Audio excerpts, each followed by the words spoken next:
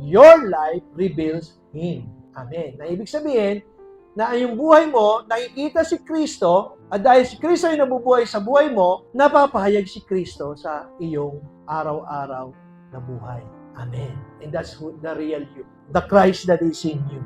Hindi yung bago lang ang nakita sa iyo, bagong damit, bagong relo, kundi yung bagong nilalang na si Kristo ang nahayag. 2 Timothy chapter 1 verse 7. For God has not given us spirit of fear, but of power of love and of sound mind. Pag nagsalita ka, merong dating, merong buhay, may kapangyarihan na magbibigay ng katotohanan na siya magpapalaya doon sa kausap mo. Hindi yung pagkausap ka, oo nga no, nakakatakot. You do not possess this kind of spirit. Amen. Hindi ka binigyan ng Diyos para makiayon ka on the things of this world. For God has not given me a spirit of fear or worry or confusion or troublesome or negativity, but of power. When you speak, it has power. When you tell people something about God, it brings life because you mirror Him, the unveiling of Christ.